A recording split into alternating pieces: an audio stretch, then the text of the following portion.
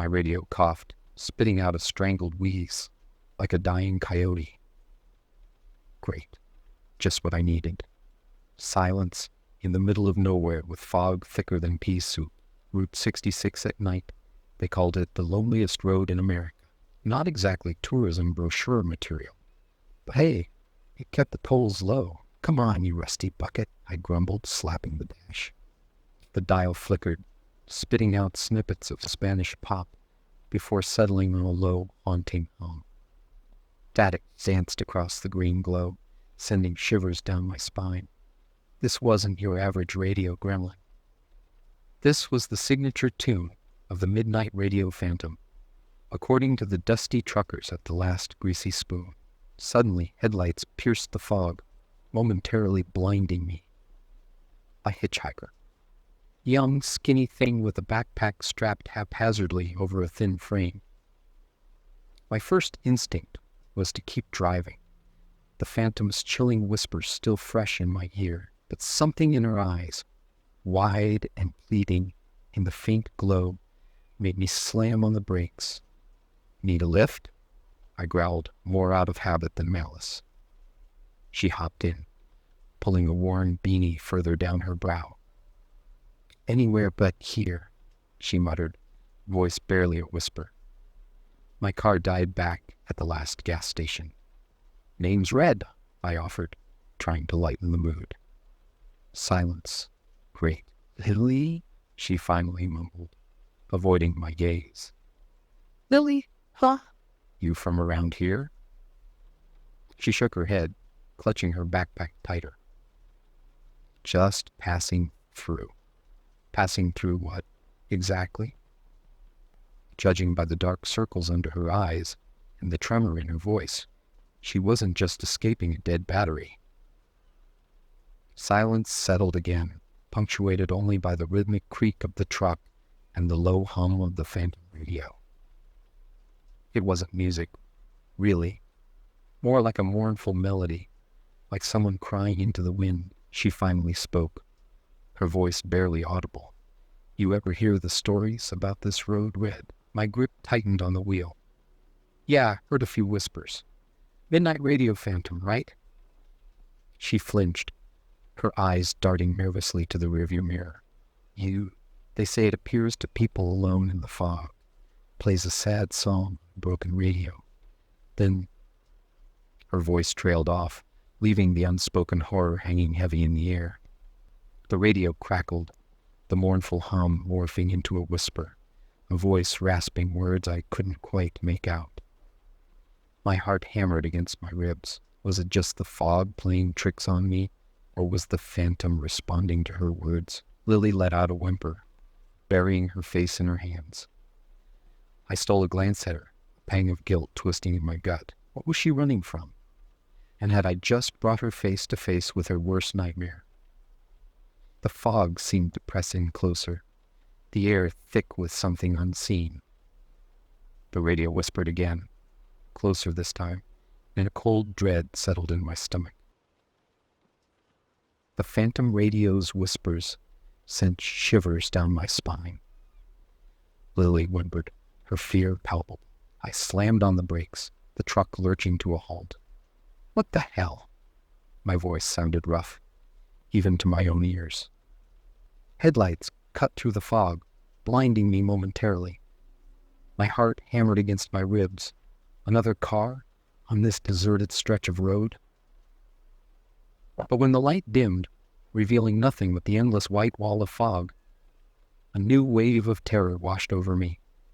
Gone, Lily whispered, her voice barely audible.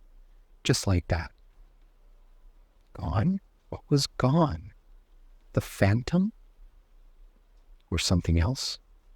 I glanced at the back seat, expecting to see nothing but the worn leather upholstery, but a flicker of movement caught my eye. A dark shape, barely discernible in the dim light filtering through the fog. My breath hitched. The Phantom. But it wasn't just a shadow. It was human-shaped. Panic clawed at my throat. I slammed the gas pedal, the truck lurching forward. Red, wait! Lily screamed. but I couldn't stop. The fog seemed to thicken around me, swallowing the truck whole. The speedometer climbed, the engine screaming in protest, but the phantom shape in the back seat remained, its form solidifying with every passing mile. A ghostly hand reached out, cold and clammy, grabbing my shoulder. I swerved, the tires screeching in protest. The truck fishtailed, nearly throwing me off the road. My vision blurred, the phantom's face now inches from mine, its eyes glowing with an eerie blue light. "Help me," it rasped, its voice a chilling echo in the confined space. Lily screamed again, her voice laced with terror and something else. No, don't listen to it. My mind was a whirlwind. The phantom, the whispers, Lily's fear, it all clicked. This wasn't some vengeful spirit. It was another victim, trapped on this lonely road, forever reliving their final moments. The phantom's hand tightened, its grip like a vice. I slammed on the brakes, the truck skidding to a stop. The phantom lurched forward, its form dissolving into the fog. In its place, a single weathered radio lay on the seat, playing the same mournful tune. Lily scrambled out, her face pale and haunted. "You shouldn't have stopped," she whispered, her voice trembling. "He wasn't a monster," I said, picking up the radio. "Just another soul lost on this road." The fog seemed to sigh, swirling around us like a living entity. The radio crackled, the music growing fainter. Was it fading away? Or was it simply waiting for the next lost soul to pass through? I looked at Lily, her eyes filled with a mixture of fear and gratitude. "We need to get out of here," I said, my voice tight. "But first, we need to find out what happened to him." She nodded, her gaze fixed on the road ahead. We were no longer just passing through. We were on a mission, bound by a shared encounter with the phantom, and a desperate need for answers. The fog remained, thick and ominous. But something had shifted. We weren't alone anymore. We had each other, and the ghostly melody of the phantom radio, a chilling reminder of the road's secrets and the price of being lost. The radio played the phantom's lament on repeat, each mournful note etching a deeper groove in my unease. Lily sat rigid beside me, her eyes glued to the road ahead. The fog seemed to have thinned slightly, revealing the skeletal silhouettes of abandoned gas stations and forgotten diners, testaments to the road's forgotten souls.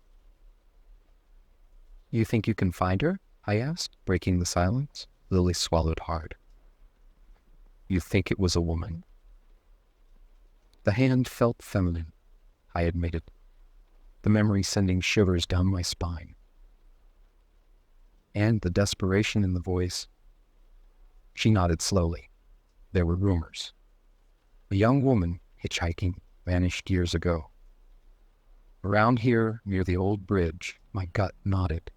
The bridge, a rusted skeletal structure spanning a murky ravine, whispered to be haunted by the same phantom. That's where the phantom appeared, right before it, reached for you. She shuddered. Yeah, like it was reliving its final moments. A cold realization dawned on me. The phantom wasn't just a lost soul seeking help. It was a beacon leading us to her. The bridge loomed in the distance, its skeletal form stark against the fading fog. My foot hovered over the brakes, unsure if we should plunge into the unknown or turn back. "We have to try," Lily said, her voice stronger than I expected. "If it was her, she deserves peace." I nodded, guilt burning in my chest. I'd only agreed to help her escape her past, not dive headfirst into its darkest corners. But something about her determination, The raw pain in her eyes resonated with a long-buried empathy in me. We parked near the bridge, the worn asphalt crunching under the tires. Stepping out, the icy wind whipped around us, carrying the faint scent of rust and something else, a cloying sweetness, the ghost of perfume. The radio's music seemed to intensify as we walked towards the bridge, its melody echoing across the ravine. Lily stopped abruptly, her hand gripping my arm. "I hear it," she whispered, her voice trembling. "What?" I strained to listen, but the only sound was the wind whistling through the bridge's struts. "Sobbing," she said, her eyes wide with fear and something else. Coming from under the bridge, we exchanged a tense look, then crept forward, the rusted metal groaning under us.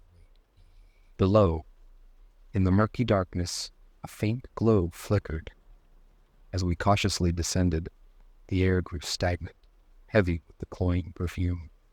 The glow intensified, revealing a single weathered teddy bear lying on the damp concrete. The radio's music reached a crescendo, the melody morphing into a chilling scream. And then we saw her.